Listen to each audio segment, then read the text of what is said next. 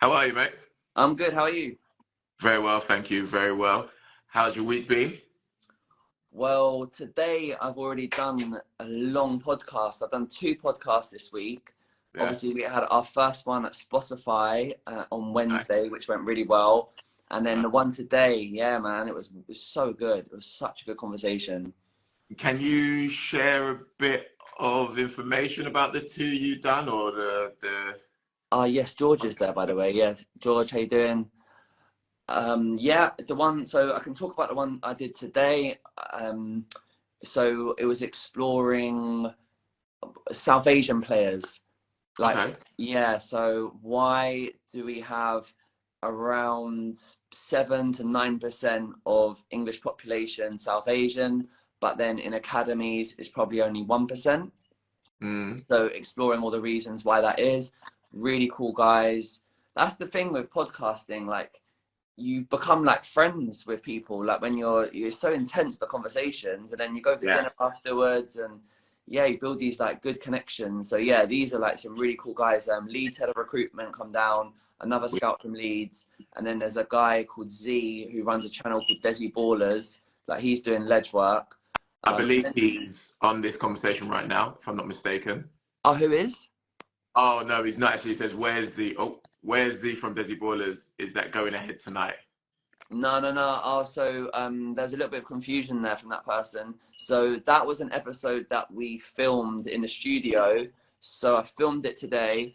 So the process is that the studio send us the footage. We've got to do some edits. Like it won't just go out completely live like that. So it will probably come out in a few weeks because there's a backlog of other episodes that are also being edited and Mm. being released at the moment. So yeah, we've got a lot of good episodes to share with people. Yeah, it's going well, you know. Exciting times ahead for Project Footballer. Yeah, man, definitely. Yeah. Okay, cool. So what before obviously we get into the Q&A section of it, are you gonna share somewhat of the success story that you saw today or Marcelo mentioned today? Oh yeah, yeah. Yeah, Oh yeah, my yeah. God. Yeah, because that's it. Like, I mean, how much have we been talking about how underpaid scouts are and coaching and all that? And, you know, it's not a very well paid industry. Mm. But, like, this is it. The moments like this, what happened. So, Benicio Baker, I mean, how long can I talk about this? Because I could talk a little while about this. We've got I mean, go for it because this is a story, right? And we're all here to hear different stories about things that have happened and experiences that everyone's had. And it's nice to obviously speak from a tried and tested standpoint as opposed to theorizing all the time, which obviously is what we do more so. So please, like, tell us the story. okay, okay, okay. So, Matthew Dennis, let's start with Matthew Dennis. Matthew Dennis, top player. God, I need to know who he's playing for at the moment. He's been for a few different clubs. Been with like Southend, MK Dons, Sutton. But yeah, top player through the youth age groups. Anyway, like, and he's gonna find his way. He's gonna like move up the leagues. But you know, is what it is. He's come out of Arsenal, come out of Norwich. But Yeah, anyway, like his younger cousin Benicio, another like top player from young, from sort of like Shepherd's Bush way. come on. His mum was a footballer.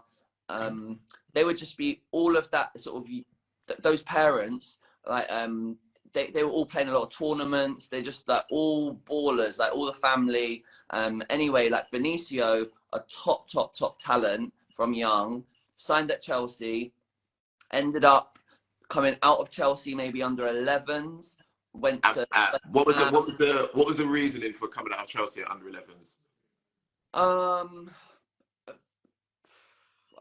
it's hard to say. It's hard to say. He will probably admit himself at that age. He did.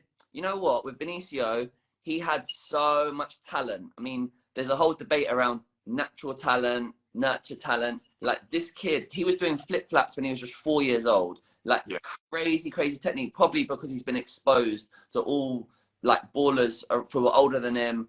Mm. Anyway, I think got given to him quite easily.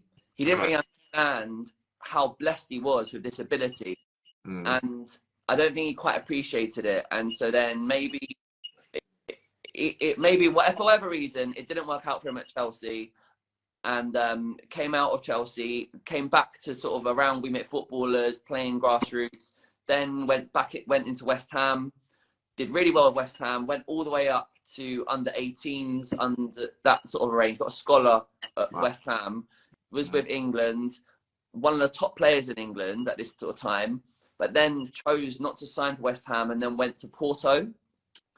Okay. What was that? Why was that the decision they made? What around, do you know what I mean? Like around this time, I think a lot of clubs in Europe wanted Benicio because he got so much talent. Like when he got his head down and started playing really well for West Ham, like he was literally thought of as one of the top players in the country. And so then like Bayern Munich wanted him, and he had the choice of a lot of clubs. But I don't really know the reason why. But I think like the strategy was to come out of London and be just away from it, and the experience of being in Portugal and obviously a great academy like Porto. Yeah, he went for it. Very brave to do that. Absolutely. I think Desi Ballers who've just joined. Sorry. Yes, see. So I think that it was a brave decision.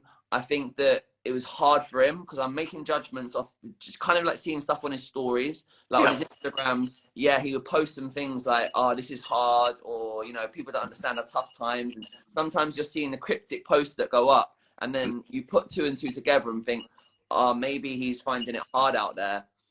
Anyway, like after a couple of years in Porto, he's then come back to Brighton, and he's been in the under 23s for a little while.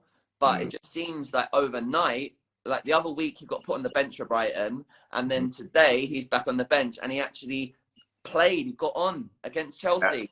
So like getting the messages when people are sharing like, "Oh, Benicio," because it could have gone a whole nother way. He's come out of Chelsea. Oh, is he going to go somewhere else? Is he going to be able to understand, get his head down, work hard?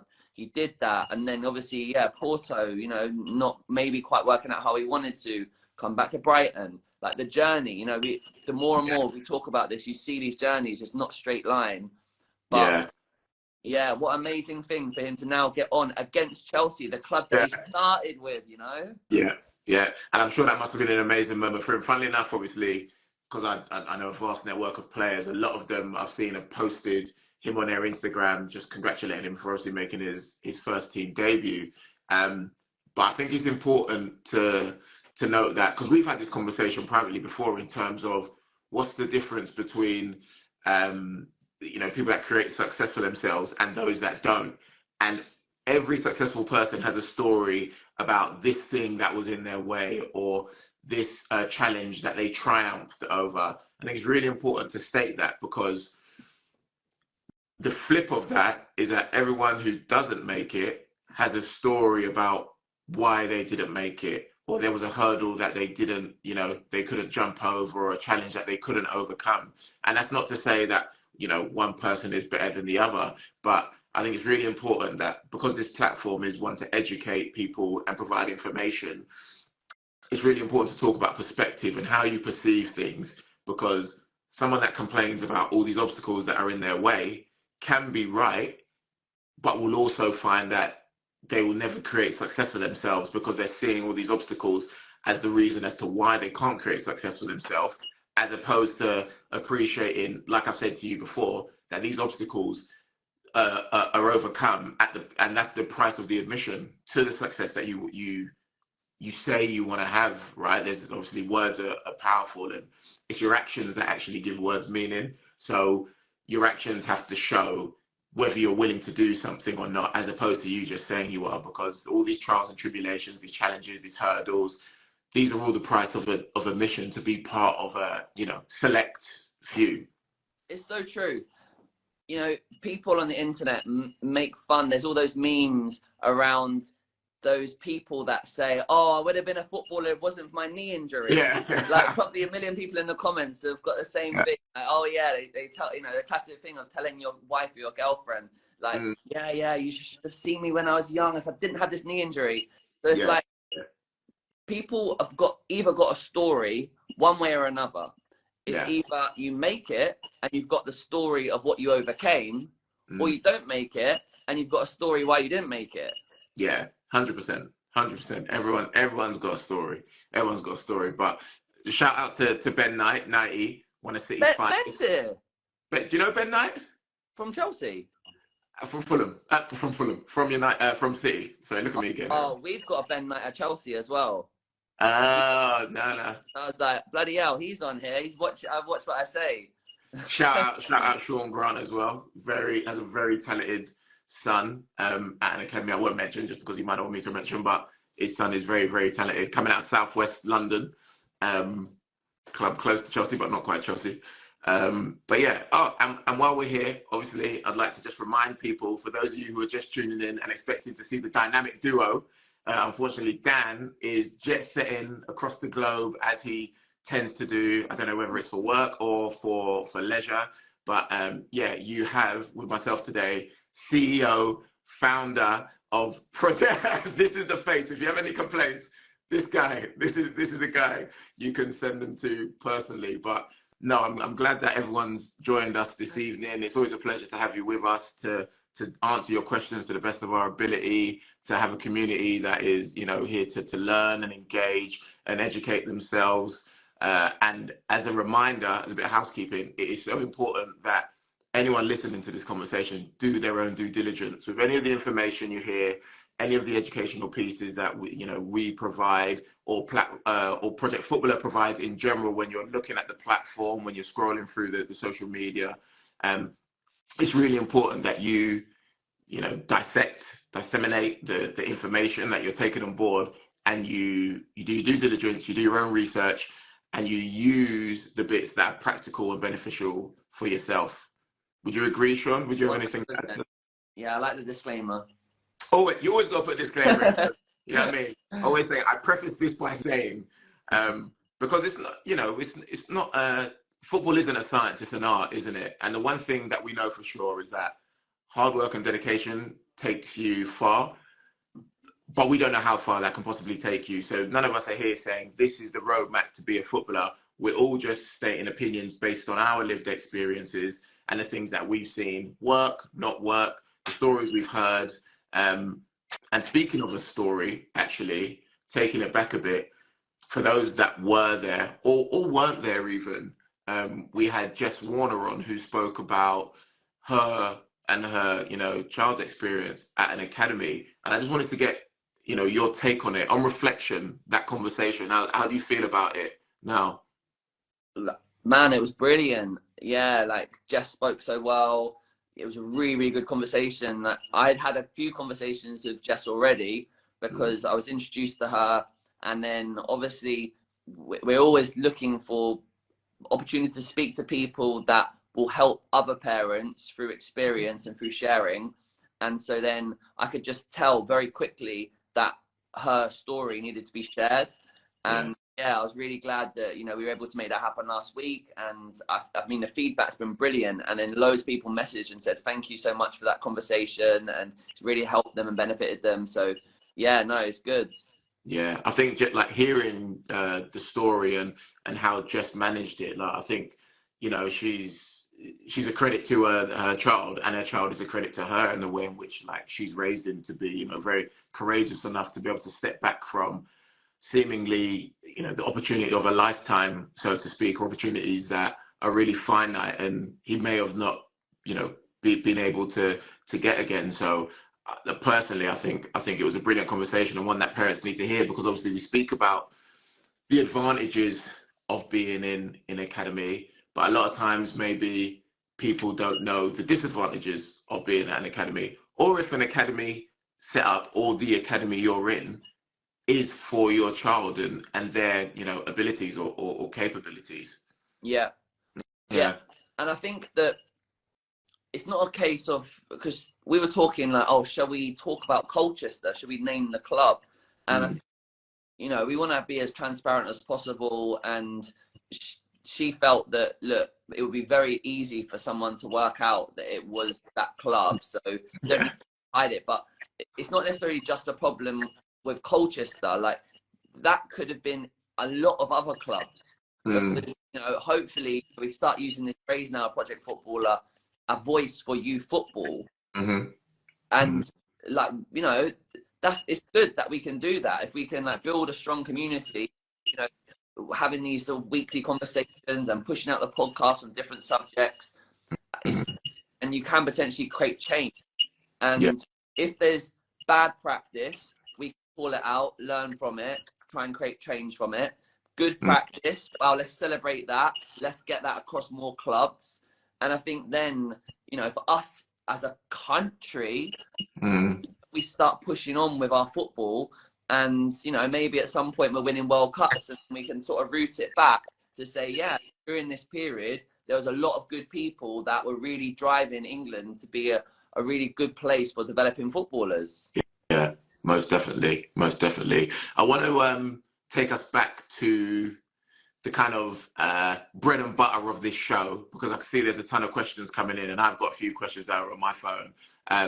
But I want to get your opinion on Jay Gailani's question, which is, I would love to hear your view of what you believe the advantages of playing up a year is. Do you want me to answer that, or do you want to answer it, Darius? We could both have a stab at it. I'm more than happy to. Yeah, you go first. So my thing is this, and before I go on, hello, Michael Mellor, the city lad, young city lad, doing really well. So my view is this: we need to get away as best as we can from playing up and start talking about playing sideways. I don't know I don't know all the academies that do this, but at some academies I know, they do what's known as biobanding. Have you heard of biobanding, Yeah. Sean? Yeah. So for those who don't know, because I know sometimes I can just speak as if our audience is as educated as I am in certain aspects, because you're a very intelligent audience. Biobanding basically measures your biological age. So you have your chronological age, which is obviously when you're born, and you have your biological age, which is where you are physically. And a lot of children, for example, might be aged 17, but have the biological age of a 15-year-old. Now, I know of one case of a lad that's at Arsenal in their 21s now, and he was going to be released at the 15s, and I have this on good authority. At under 15s, he was going to be released, and the S&C staff had to fight hammer and nail to keep him there, because what they were saying was, for his chronological age, he's behind, but for his biological age, he is exceptional. It was just a case of when that penny was going to drop, right? So got into the 18s, started to catch up, started to close that gap, and now in the 21s, his numbers physically are far superior than anyone else in the group.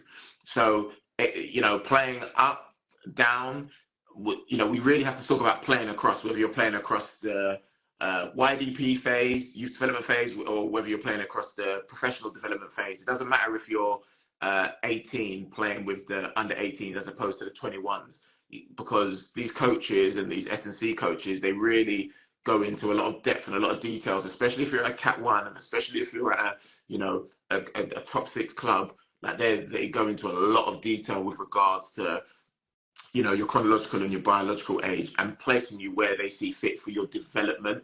So with regards to playing up, I just think the conversation should be about development, and if you keep it at that, then we don't worry about, oh, my son's playing down, my daughter's playing down, because now it becomes irrelevant. It's my son or daughter is developing. That was a very long-winded answer, Sean, but what is No, it's good. I think as a balancing argument for why it would be positive to play up, let's say in an academy environment, I do know some players that play up and it works for them. I think you always want your child to be challenged. If the challenges are too much and too overbearing for too long, then that can have a negative mental impact on the player, to the point where they can't continue playing football, potentially. So you need to balance it. Like, I try in my sessions, like, I vary it, but looking to try and have maybe like 30% failure happening, Mm. That it can vary, but I'm conscious of how much failure is happening, because if there's too Mm. much, then it's just too challenging. So then going with playing in older age groups, if the challenge is much too much, then your child might not be getting on the ball. It might be that they've gone up, but they're not getting on the ball.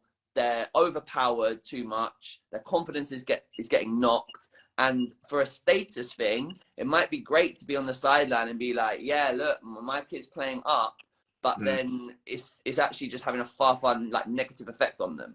But having said that, if they maybe are very, very physical players, they've advanced there, in playing in their own age group, it's just not challenging them, then potentially it might suit them to have some time up.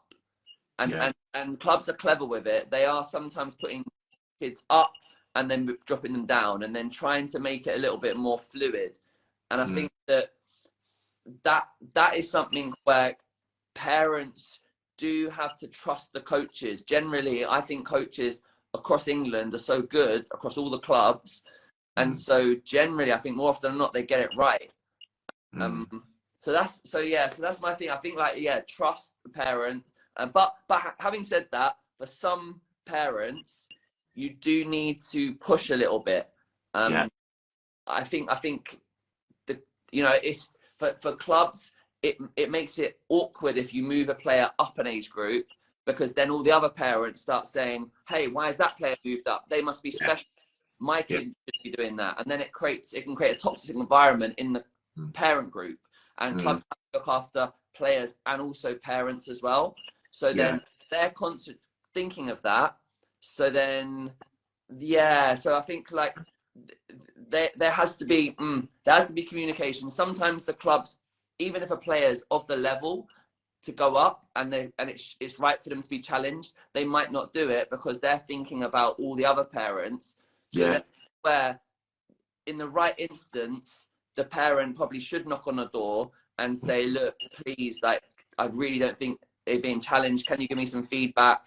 Can you explain why they're not being moved up? And have a conversation like that. But don't be emotional. Listen to the coaches. Ask the question. That's my advice and all that.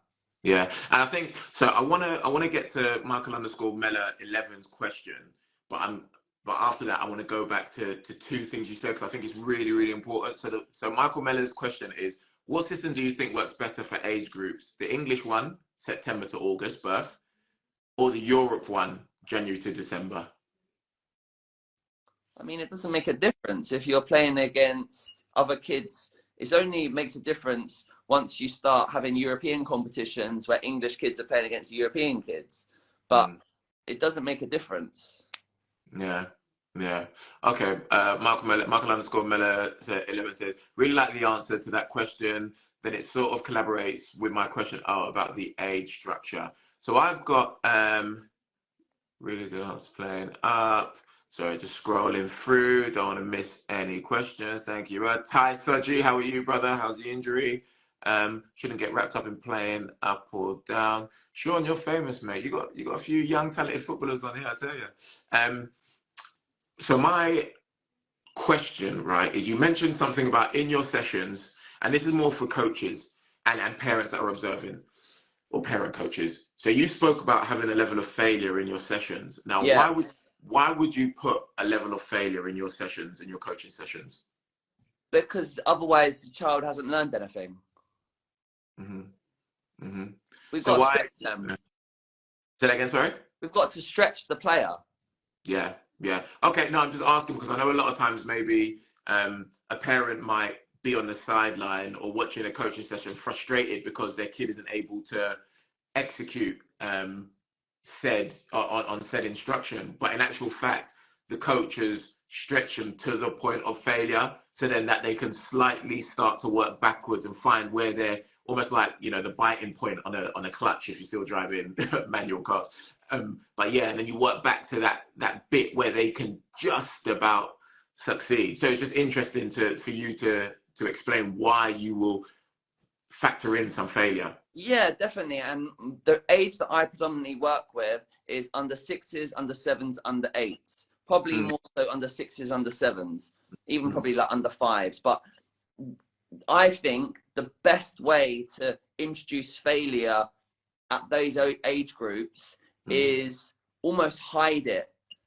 And so let's say that I'm doing an exercise. I've got one in my mind because I created a video on it recently, and I was teaching movement to receive at under 6 age group. So the players weren't quite getting it.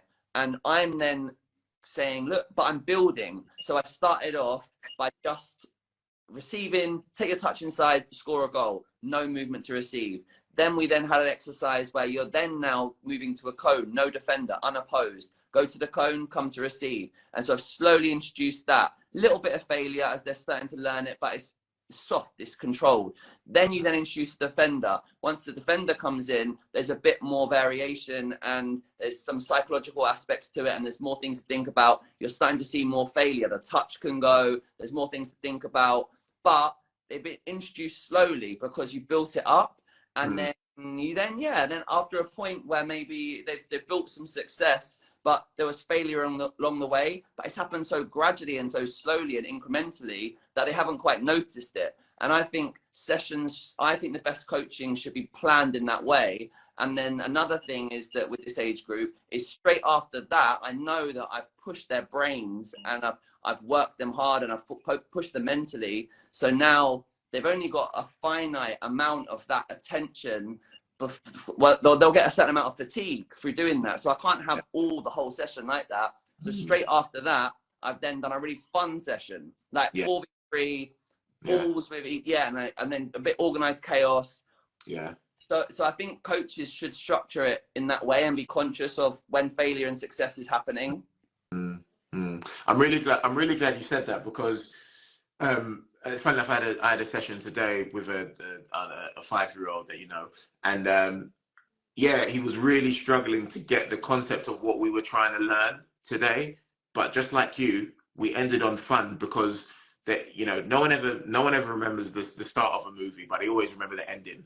And if it ends bad, they're not going to recommend it. But if it ends well, then they leave having enjoyed the experience or having had a fun experience. So I think it's really important, obviously we're speaking to everyone on here, and in particular coaches, that you do think about, depending on the age group you're working with, like where you structure the fun in. Do you structure fun in the beginning, in the middle? Do you structure it in the beginning and end? Do you structure it do you factor it in the end? But there has to be an element of fun in the session to garner that engagement and build that rapport.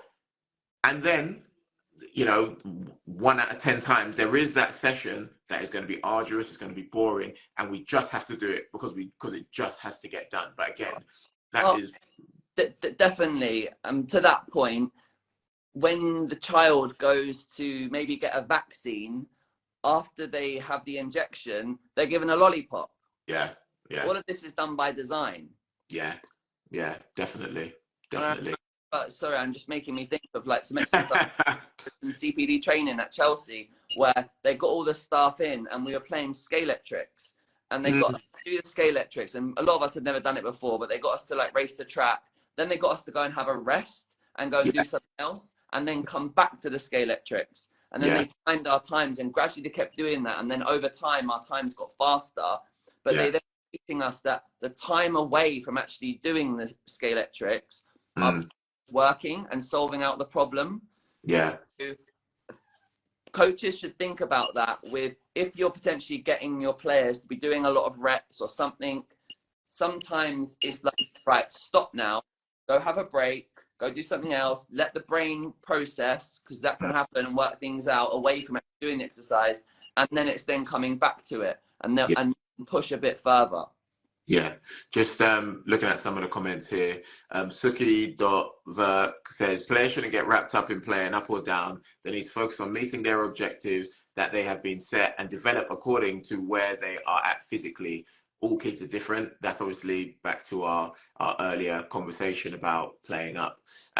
Football Star Coach says, do you ever see kids with ADHD or autism in the academy and progressing?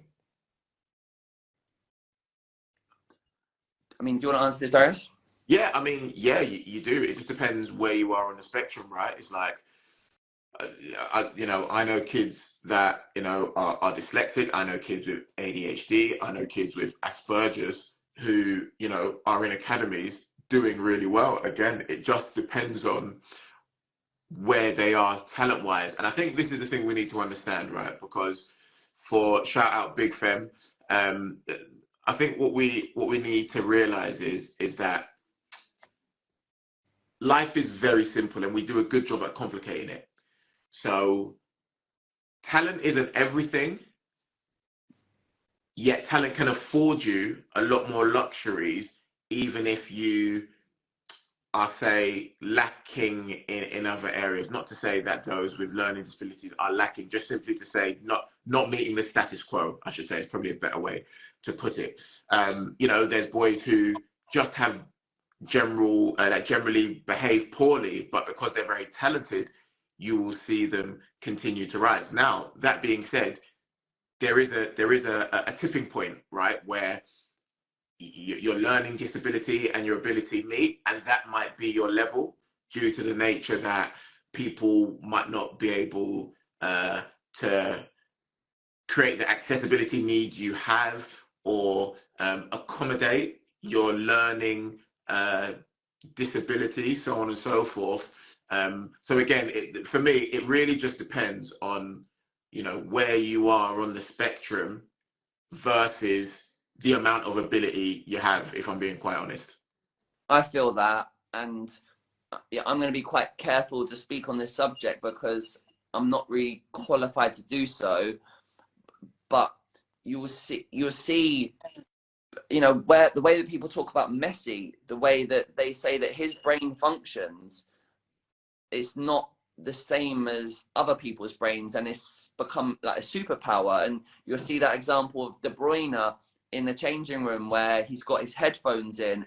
Pep Guardiola's doing a team talk, and I think he's either watching some sort of tactics on his iPad or something, or he's playing a computer game. I think there's something, but it's very different, and it worked for him. And you know, people's brains, yeah, they can be maybe different to the norm, but it could actually work out for you to make you actually, you know, exceptional, and it could be a huge advantage. 100%. There's a question here from Nora. Oh, got so many questions come through. Nora 1098. What is the recommendation duration for your child to participate in a development session within a pre-academy setting before considering their progression to the next stage or letting them go? So I think what they're saying is, how long do you stay in the development center before you decide that it's probably not the place for you to be? Is my interpretation of that question. If I'm getting it wrong, Nora, please let me know. Did that person say the age group of their child? They didn't. They said duration for the participation in development session. It says within pre-academy, so we must be talking 6 to 8, right? Oh, right. Okay. Well, then a really quick answer to that is that kids will sign for academies like June or like May of year 3 at school, so of under 8s. So I think most people like to know what club they're going to be at once it comes into sort of that year of the signing. So that year of under 8, once you're going into January, probably want to really be locked in there. So development centres, yeah, you're in development centres while you're under 6s. That's just normal. And go and experience different clubs and see which ones you like, see which ones suits your child. Yeah. Once you get into like under 7s, there might be some more sort of grouped sessions where you've got kids from all development centres around the region all come together, and that's often at the first team training facility. And so that gives you a gauge of where your child is at compared to the other elite players, and that's in the under 7 period. And then if you get invited back to more and more and you're getting to go to those, then you know you're doing well, and chances are you might have some offers and interest from other elite clubs. Whereas if you're in the development centre and you know there's other players that are getting invited to those events, but your child isn't, then you kind of can look into that and say they're not thought of as highly. And there's a chance that at some point that development centre is going to release all the under 7s and make space for new under sixes coming through. So the time will be running out. So no matter what, you want to have a really good foundation in grassroots. Hopefully the child plays for a good grassroots club. They've got a good program. So if it doesn't work out at the professional club, you've got that safety net of a good grass environment, and then you can then make it at some other point. Yeah, no. Great answer, Sean. Great answer. Nikos underscore Giorgio says 9-year-old, good technically. Oh, turning off my light, sorry. How to increase the physicality part of it? Well, we did a podcast with the strength and conditioning coach, Harry Cox. Shout out, Harry. He's someone who's great in this side of London, like West London, Surrey. But I think you just have to do your research. I do believe in strength and conditioning from a young age. So whether, you know, Harry Cox, watch that podcast because he talks about it really well. He talks about just learning the techniques of correct movements and then gradually building load. So I think get, you know, sooner the better. Yeah, yeah. And I think it's important to note that obviously it's all age appropriate, right? So it looks different depending on, you know, your age and your ability. So for an under 9, they're not going to get you bench pressing and deadlifting, like who knows, but it will all be age appropriate movements. And my question to that, I'll throw this back, is what is the first thing that that person or anyone in here thinks about when they think physicality? Because I can assure you they just mean strength. Yeah. Do you know what I mean? Like that is a fact, but there's so many aspects to physicality. And what I want to remind people, because I work with some players who are physically smaller, is that your size is also an advantage. No matter your size is an advantage. It is also a disadvantage. So if you're big, there's an advantage. If you're small, there's an advantage. If you're small, there's a disadvantage. And if you're big, there's a disadvantage. Like there's advantages and disadvantages to everything. And this brings me into something that someone asked about kind of early specification, but I want to talk about it in terms of early specification with regards to your natural ability and how much time you spend working on the thing that you're really, really good at, and your physicality and your technicality, your technical ability lend themselves to, as opposed to chasing this thing that you might not as good at. Like kind of we're like finding that balance in your training regime. I love that answer, and I think maybe you know like on the radio when they like drop a really good tune, or in the rave when the good tune comes on or something, you like will play the horns. Like I feel like horns with that answer. Thank you. Yeah. I wonder where he was going with that for a second. So Grant underscore McIver says, what's the views on players at under 7s, under 8s getting pre-contract early due to physical development over technical ability?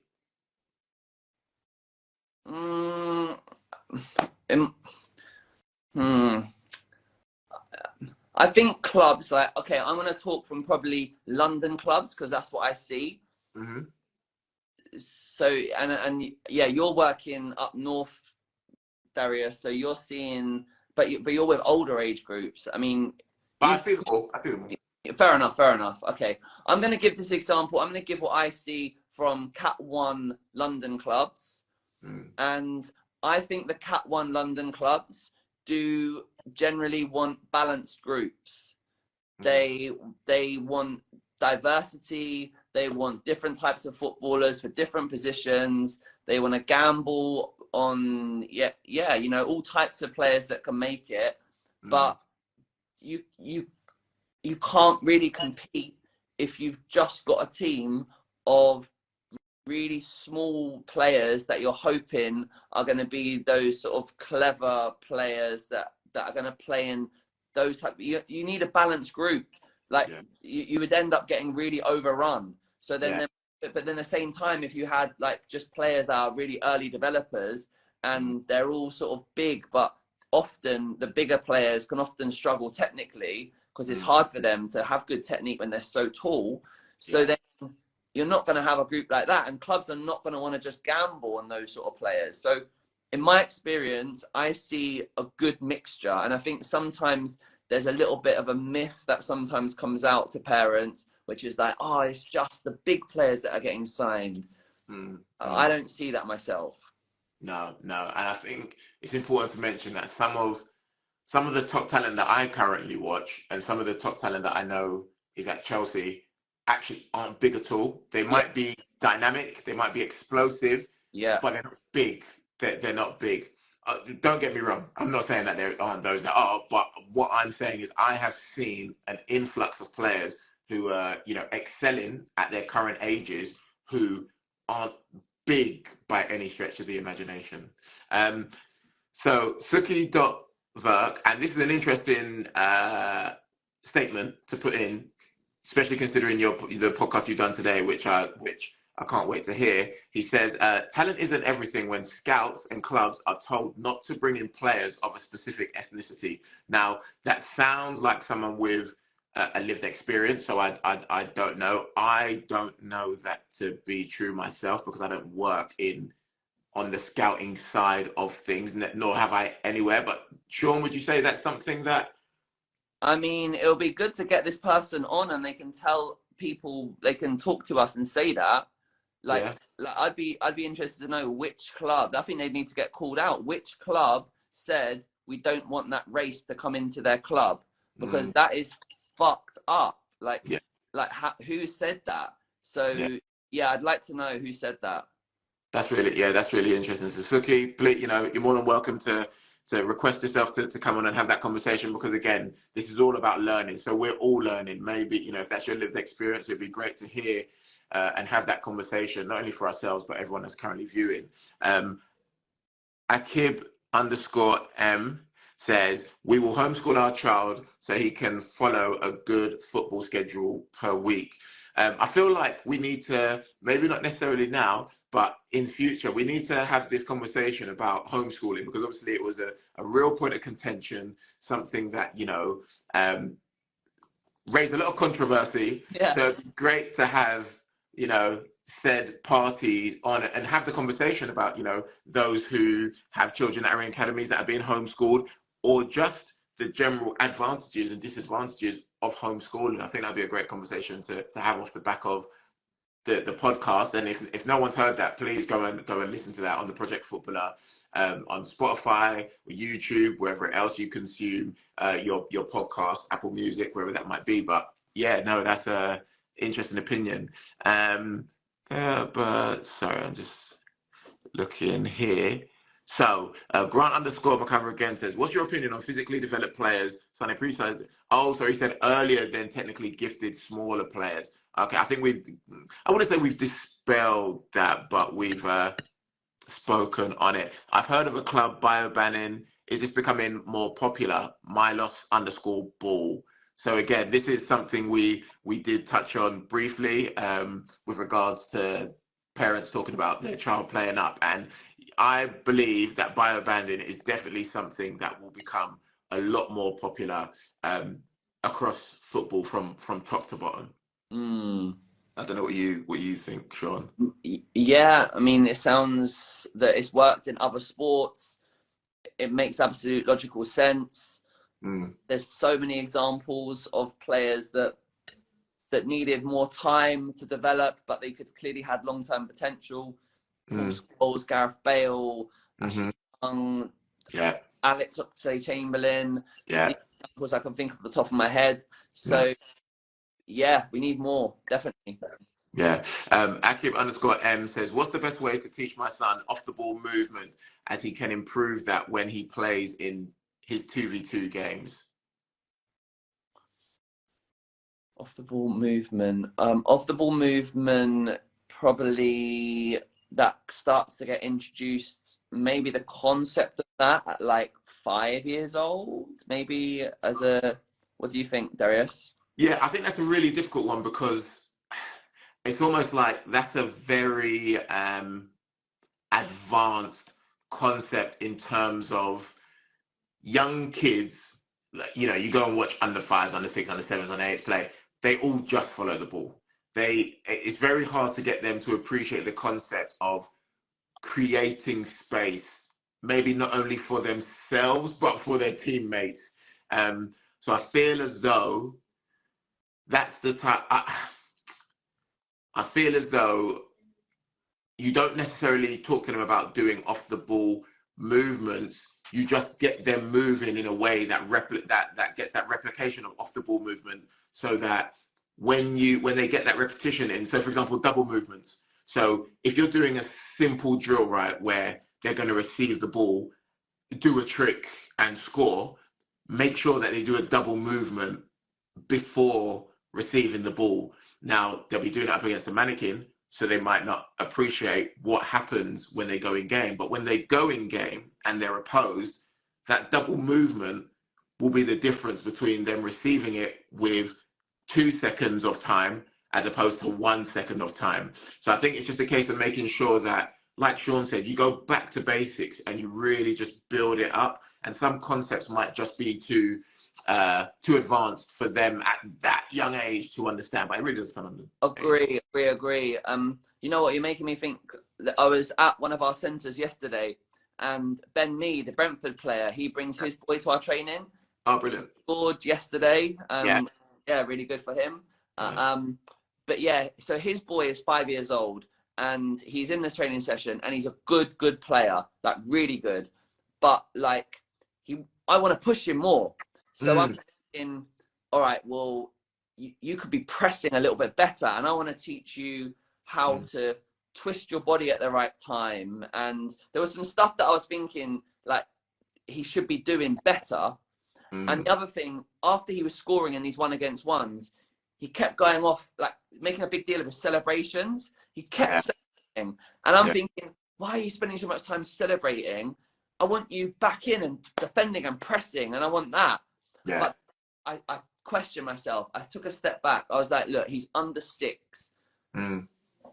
Him loving football is the most important thing. And at this stage, fine, it's the wrong thing to do for him to be like doing a mad celebration. Like, but he's loving the game, and that's actually more of a priority than me sort of stressing about him pressing properly at this age. So I think sometimes we have to like just relax, just like understand the order, not be in a rush to teach everything, and just let things progress.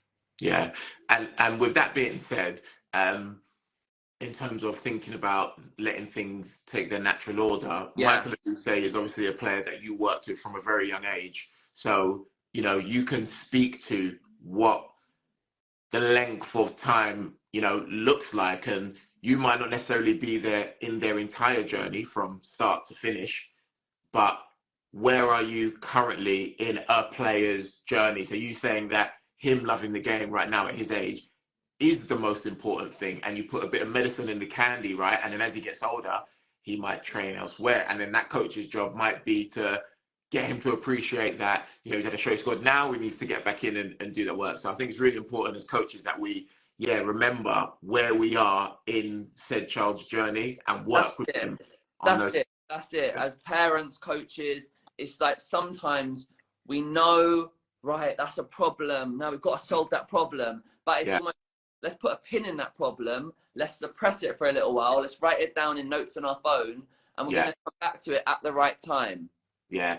So would you say, would it be, and I've just thought of this now, why, oh my God, I keep turning this light on, it's like literally touch sensitive. So in fact, I want to ask this question before I go on to my thought process. So Mo Football Coaching says, what's your thoughts on rondos utilized in training? I love rondos. I think that's got to be brought much more into English culture. Yeah. Like we need it. I mean, we see like the clips of the top Premier League teams, obviously with the foreign managers that have brought it in to make it a big part of like Man City. I mean, this must be a huge part of your culture at Man City now.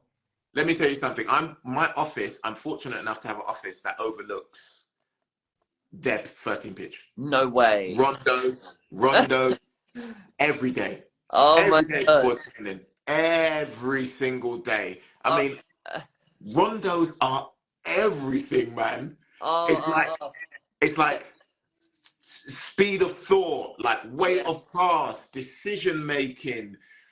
It's just everything. Like it's just everything, man. We've got 7 minutes left, because we're obviously disciplined with like keeping to schedule with everything with this. And we think we've got time. I can ask you this, Darius. Okay. What's the best team? What's the best level of football you've ever played? So I was fortunate enough to get to the championship and No, play. so that Wickham team that got championship, that was the best ever group of players that you've been with? You mean ability-wise or best team? What's the question? Sorry. Well, I want to get into understanding which group had the best rondos that you ever played with. Oh, which team had the best rondos? Wow. Oh, I'm trying to think. Yeah, it was Wickham. Yeah, it was Wickham. Yeah. Once you went in, you weren't coming out. Really? Once you went in, we were, and let me be clear. The year we went up, we were. So they done like the data, the stats, because we played Oxford in the playoff finals, right? And we were the #1 team in the league for longest average distance of pass. So out of everyone in the league, we tended to play the ball over more yards than everyone else. And we were 23rd. We were 23rd out of 24 for amount of time we kept the ball. So we didn't keep the ball for, and this is the thing, right? This is really interesting in terms of like what being good on the ball looks like. We didn't keep the ball for long, but we were both effective on the ball and off the ball. And really and truly, it was our off the ball work because, you know, we spent very little time on the ball. So the opportunities we created were very limited, but we had to be really efficient. So we were a really efficient team operating at our level. And as I said, like rondos were sensational. So let's just get into the specifics of this, even though we've only got 5 minutes left, but I think it's interesting. So when you guys are doing a rondo for a Wickham, with a group that went up to the championship that year, how many would you have in a rondo circle? So we would it would depend, right? So if we had, say, we might have 6, so it might be 4 versus 2. And if we had more, say 7 or 8, we might have 3 in. And it changes the dynamic. It's brilliant because now you're trying to suck 2 out to split them, or if they're playing 2, you're trying to suck 1 in to play around and split. We would also play a transfer game, which I think a lot of clubs you'll see do, where they have like, say, 7 in one box, 7 in another, 7 in the middle, and the middle team sends 3 out to chase. You'll play the ball, and then you'll play a pass that breaks the line. And it was like constantly all of that like passing, moving, appreciating kind of shorter angles, longer angles, deeper, like depth, width, like you really appreciate like your relationship between kind of where the ball is and where you are, not only and it's not just about receiving the ball yourself, but it's about creating space for a teammate to have more time on the ball or to allow someone else to come in and occupy. And like these things happen like split second, but the quicker you can appreciate and understand that, the slower the game becomes for you, and the quicker the game becomes for the opponent. Yeah. And that level, how does that compare to what you're watching out the window with Man City now? What I was playing wasn't football, is what I'm saying. Whatever I thought I was doing and the best teams I've played with were doing is not. So why is that Man City, why are they so good at it? Like, what's the difference between what they're doing compared to your Wickham group? I think because the difference is that in rondos. I think because the difference is they see things differently, and I think this is one of the key things. Like, so a lot of the criticism, say, of England teams has been like, it's too rigid, it's too predictable. It's like, 4-4-2 straight. The ball's here, you run there, do. It's almost like they're playing from a blank canvas. There's certain patterns, don't get me wrong, but they also have that je ne sais quoi, that ability, right? And this is where you talk about talent. So, we could all work hard and maybe get to the same, we might all work as hard as each other, but some people just have a level of skill and talent that takes them beyond. And like we said, speak about Messi, he just thinks differently. Like a lot of the passes that the City are making, they're not normal passes. Like, you don't see them. When they move the ball and you're like, I didn't see that. You're right, you didn't see it, but they did. or they created it. Do you know what I mean? Whether they communicated that with a hand gesture, a comment, and it's like they're just operating mentally in a different space. In a Wow. different space. It's phenomenal. It's phenomenal. But before we start to wrap up, Sean, I wanted to ask you this, right? Because you mentioned it about, you know, as a coach, putting a note in your diary. So a parent comes to you or I, right? And they say, oh, I want my child to get better at this. I'm saying to parents now, like here, right now, for the first time, because I thought it was such a great point you made, and I don't want people to miss it. I think parents should start jotting this down and looking back at it in a year's time and going, this is the thing that I really, really want them to fix. But like anything in life, when we're learning something new, we very rarely get it done right away or learn it right away. And it takes time, and it's a process. And sometimes you need to be hard. Sometimes you need to be soft. Sometimes it needs a firm hand. Sometimes it needs an arm around the shoulder. And really going, like you said, I'm going to put a pin in this for now. I've written it down. I've noted it. And this is what I want them to work towards being better doing.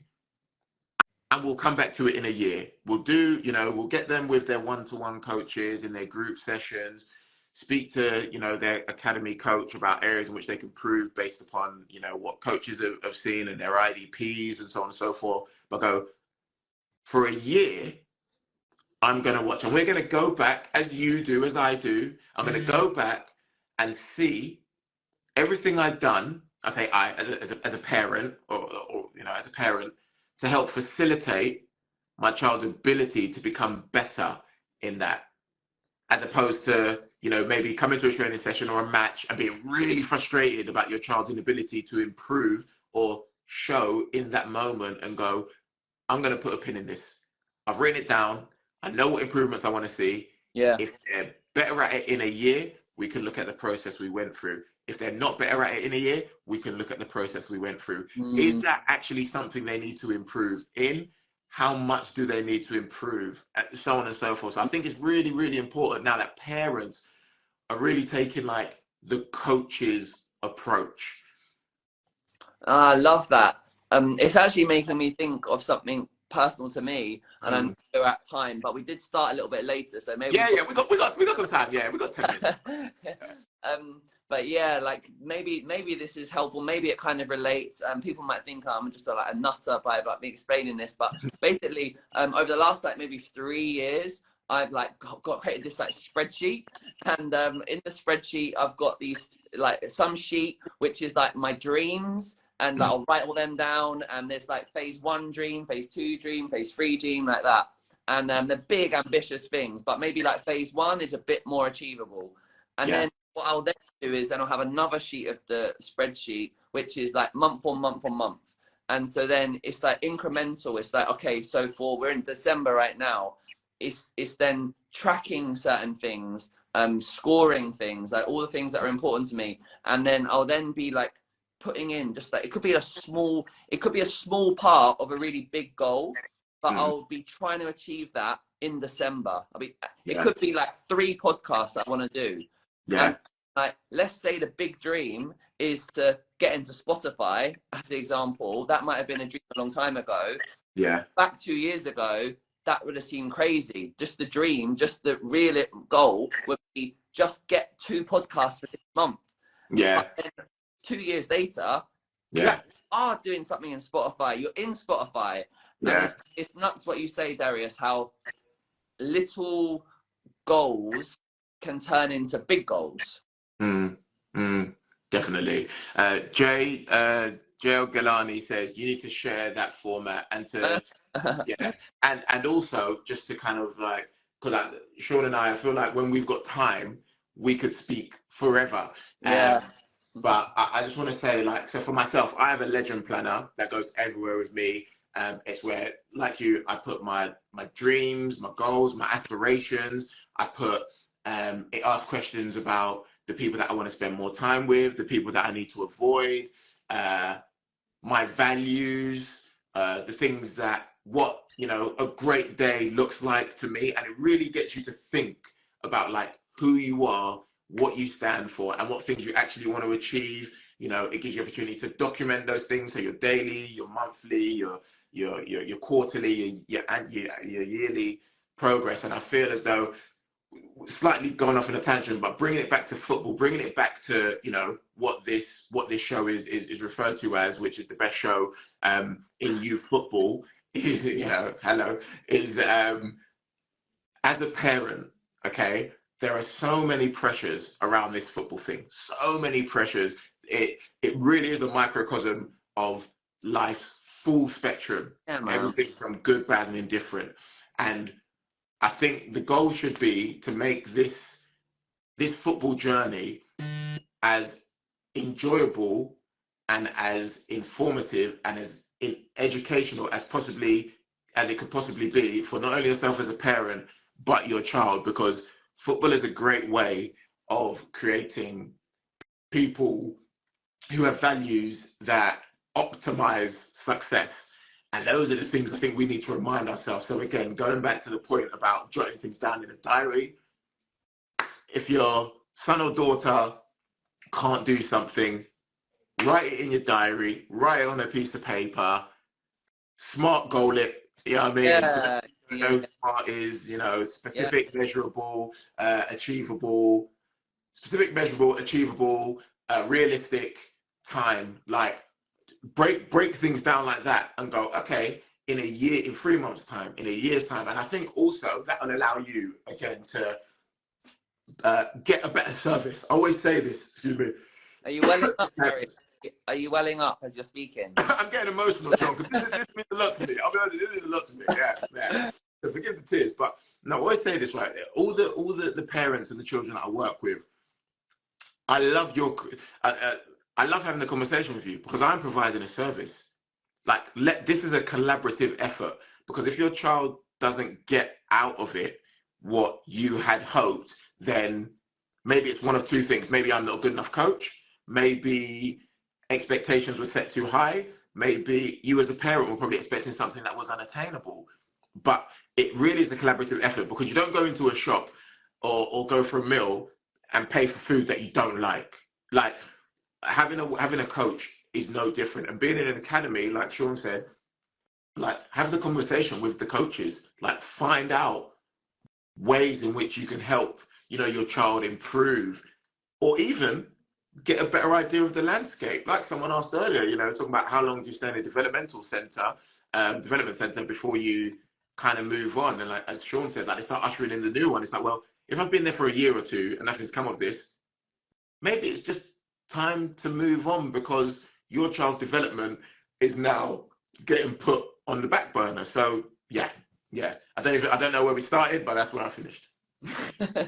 I enjoyed it. There was lots of hearts going. Everyone else enjoyed it as well. So yeah. Appreciate that. So Sean, what are we saying? Are we wrapping up? Any final words from you, CEO, founder? Well, hopefully, I mean, you guys have been killing it the last few weeks, and yeah, hopefully it was okay with me filling in for Danny this week. I mean, we didn't have the double Ds, but yeah, and the DNS, it wasn't quite as catchy, was it, when we were talking about it? No, it didn't quite hit, but we'll figure something out. Exactly. But yeah, like, you know, thank you everyone. I know people, when we upload these onto YouTube, and it's become extra content now, that is like, you know, giving more information, more support to people. People are tuning in, people are messaging, say thank you. I just want to say, Spotify, the reason that we got in with them is because they saw high watch time numbers on Spotify, like thousands of hours on YouTube. The messages, like, we haven't made any money from doing Project Footballer. So like, when the last 2 years, I'm still not making any money from it yet. But like, when you're doing something and there's no money in it, you're doing like your passion, but you need things to motivate you. I tell you, all the messages when people are saying thank you like that, man, it felt so good. So kept us doing it.